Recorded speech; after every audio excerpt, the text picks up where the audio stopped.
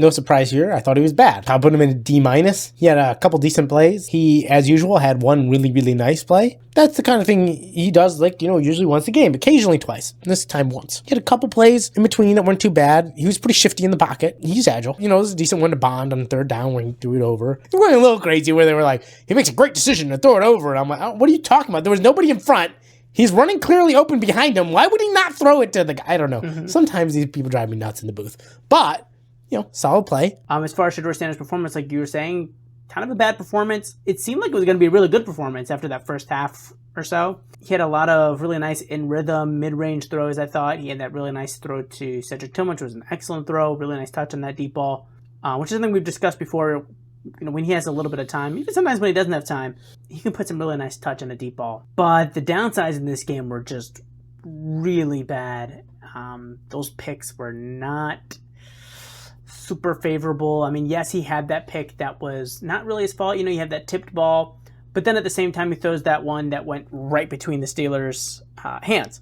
So I think I wouldn't wipe away any picks is kind of what I'm saying. Like sometimes we look at there at the end of the game, we say, yeah, he threw 2 picks, but really it's more like 1.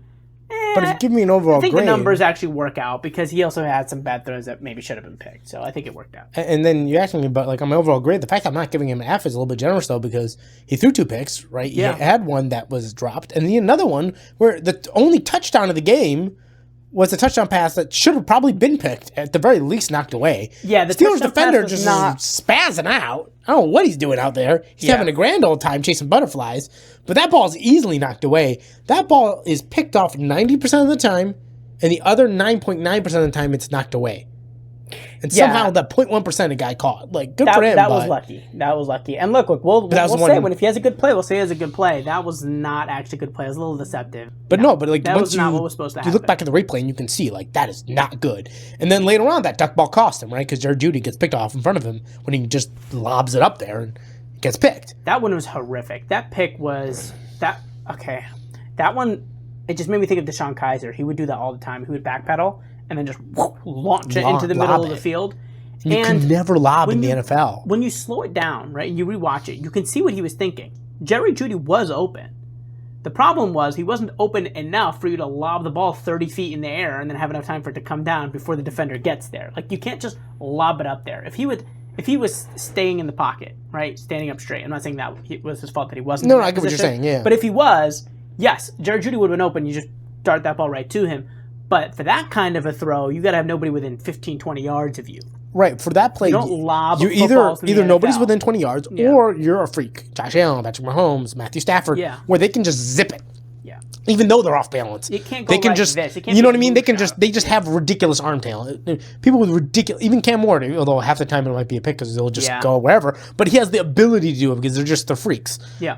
But if you're not, you just got to know where you be. Joe Burrow can't do that. He's a good quarterback, but he can't make that play. No. But the key is knowing what you can and cannot do. That's not his play.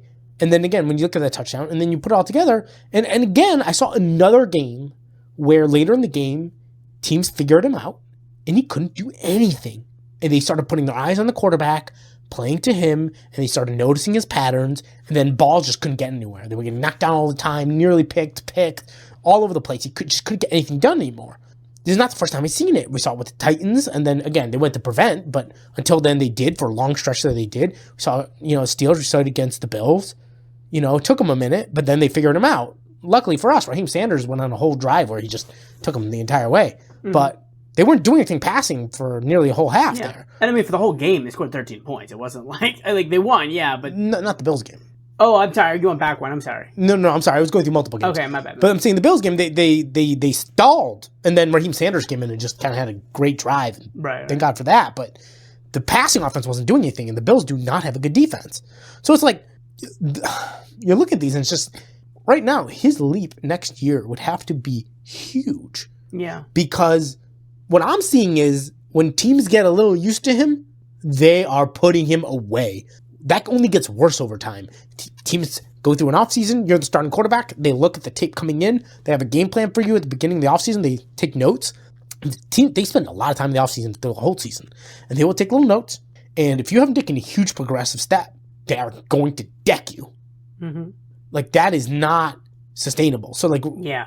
And the thing is, he would have to take a huge step too, because again, he doesn't have great arm talent. Mm-hmm. That means you have to take a huge step because you have to be ahead of defenses. You can't be on the same pace. You need to be ahead of them. Yeah. I don't see that. But here's my thing, right? So we've got one more game left in the season, right? Yeah. 1 second. Pause. Sorry, but it was there, and I just figured this might be a good time. Yeah. It was a good time. Yeah, go ahead. Here's my thing. We've got one game left in the season. Is there anything, this is what I'm thinking about, is there anything that he can do in this last game that would change the Browns' draft plans? Because right now, as I can imagine, the Browns are watching the football games coming up this week thinking, who are we going to take with that first round pick? And I'm thinking, is there anything that Shadeur Sanders can do? Because, 2 games ago, I would have said, yes, there is something Shadeur Sanders can do to change the Browns' draft plans. At this point, with one game left, I don't think there is. I think if Shadeur Sanders came out next week, and I think if he threw for 300 yards, 2 touchdowns, and no picks, I don't think that would change my mind, especially because you would have a bit of that fluky last game of the season energy. Kind of like you have that with the first game of the season where nobody knows how anybody works yet, nobody knows anyone's tendencies yet, and you end up with a lot of fluke games. Remember Matt Flynn? Yeah. Do you remember when he threw for 400 yards and he got signed by the Seahawks? Contract, right. The last game of the season, and this is true for all sports, by the way, NBA is the same thing. Like the last game of the season, the 4th string guy will just go for 40 points, right? This is just especially against a bad defense in the first place. A team that's playing for nothing and is a bad defense. He hasn't shown enough to this point where even if he did play really well in a legitimate way, it'd be hard for me to negate everything else that we saw. And yes, he showed progress. Yes, he improved on some things, but not enough, right? Even if he had a really good game, you'd have that reservation of how much of that was Shadeur Sanders taking another step forward and how much of that was last game of the season energy. So that's my feelings on it, but I'm curious what your thoughts are. Is there anything that he could do in this last game that would actually change your draft plans? Not change what's in the back of your head and I'm not talking about you changing your mind from I don't care if he's even on the roster to let's just keep him on the roster or keep him in the building. I'm not talking about that. I'm saying, is there anything he could do that would make you say, maybe we shouldn't draft a quarterback with our first round pick? Yeah, no, I don't think so. His best chance is free agency, 4th round picks, that kind of thing. Mm-hmm. Do you want to keep him in the building? Me personally, no. Why not? Several reasons. Number 1, I don't think he's good. And number 2, I think he's a headache who's not good. If it wasn't for the headache, maybe keep him around, see what he does. Mm-hmm. But he's also a headache. Well, here's the thing. Who else is going to be the backup quarterback next year? You got multiple options. I feel like for me, you can either go with Dylan, number 1, or number 2, you could pick up anybody in free agency. You could pick up somebody in the late round picks in the draft. I would like to see. Nothing Shadeur's done has excited me. So no, but he has shown flashes. I'd say nothing, but so little. He's shown enough flashes to me that I'd be curious to see if he could be a really legitimate backup, next year if somebody goes down. My feeling, if I was the GM, this is what I would do. I would keep him in the building. I would keep Dylan Gabriel in the building. Obviously, I'm going to draft a quarterback with my first round pick, and then I'm going to pick up a veteran in the offseason because you're going to want a veteran for your first round pick anyways. Pick up a veteran in the offseason, have those 4 guys battle it out, and obviously, chances are you're going to keep the veteran. You're going to keep the quarterback you draft first overall, whatever it is, right? Your first overall pick. And then you either let go Shadeur or Dylan Gabriel. But that's what I would like to see. I would love to see a 4-way battle, but keep them in the building. Because I have seen some flashes I would be curious to see. But more importantly from Shadeur, it's not just that I saw flashes, which is why I want to keep him in the building. I would like to keep him in the building because I did see improvement. There hasn't been enough positives for me, like I said, to change any plans. I just don't think he's got enough. But he did show some improvement, and so it makes me wonder, hey, let's see what he could do with a little bit more time. Because he does have some of those intangibles, which are really difficult to come by. Things like staying really calm in the pocket, staying calm in pressure-packed situations. There are a lot of really talented quarterbacks that keep their team from truly being successful and making deep playoff runs because they don't have that one intangible. And him having that one thing might seem small, but to me, that could prove to be invaluable if he's able to continue to develop his other skills and his ability to, go through his progressions and read NFL defenses. But like I said, I'm not saying change your first round pick plans. I'm just saying I would keep him in the building. So that's what I'm saying. I would say let him compete, keep him in the building, maybe cut him if he doesn't show up enough in the training camp next year. If it was me, I'm getting rid of Shadeur. I don't like him, and I think he's a huge headache, and I think he's a problem not just with fans and the pressure he puts on a young quarterback because there are people who are just Shadeur fans. Yeah. And they're crazy. Okay? So not only does it put pressure on a quarterback, but also I think it puts a negative pressure in the locker room. I think he's a certain aura about him, and something comes from his father that a lot of people want him to be good, and a lot of people glom onto him in the locker room. But I also think he's not good, and so I think it creates friction. Right. I think he has that kind of personality where it creates friction in the locker room when he clearly shouldn't be the option.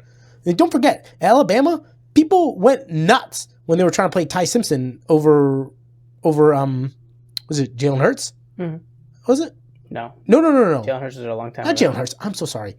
What's his name? I just don't remember what you're talking about. He got drafted by the Seahawks in the 3rd round. Jalen Milroe. Oh, right. And he's way better than Jalen Milroe. Jalen Milroe's terrible. Yeah. And if Ty Simpson actually got in the year last year to actually progress, who knows who he could have been this year? Because you already saw a lot of great flashes from him this year. Imagine if he actually had a year to grow. And the team was throwing a temper tantrum. Mm-hmm. Oh, he's our guy.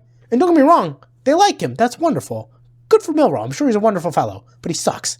Mm-hmm. Simpson is real talent. Yeah. Not always is it good. Locker room players sometimes stick to guys who just aren't the right option because they follow leaders, but leaders aren't always actually good. Just unfortunate, but it's true. Yeah. Jordan Poyer, for example, is a phenomenal leader. He's a good safety, but even later in his career, he's still a great leader. Not always the starting safety, though, because he's not actually that good anymore. Mm-hmm. Whatever. A bit of a digression. Point being, I see him as way more of a distraction on the negative, and then I see the potential for positive. Right. Therefore, just risk-reward basis, I would move him. At that point, you can make your decisions. I think it partially depends who comes along. If you see a good opportunity in free agency. Yeah. Personally, I would love to bring on Sam Howell. I've always liked Sam Howell. I think everybody knows that. I mentioned it a few times. Some people know it. I think he'd be a great opportunity to bring him in for cheap. And I think he has some interesting upside. I would like to see him actually play for a bit. And I don't think you want to start your young guy anyway right away. So my thought process would be bring him in, super low risk, high reward. I think he has a lot higher ceiling than Shadeur does. Mm-hmm. I've seen him on the field. I've seen him throw for nearly 4,000 yards as a first-year starter. I have a lot more faith in him. Not enough positives to outweigh the headache that he has, and also you think there are better... low-risk, high-reward guys. Better other low-risk, high-reward guys here's the out there. If Sam Howell doesn't play that well, and we move on to the rookie, is there going to be a riot? No. That's a good point. Look, I think that's all fair. I think I still feel that I would still keep him in the building, let him compete, but I think what you're saying is definitely fair.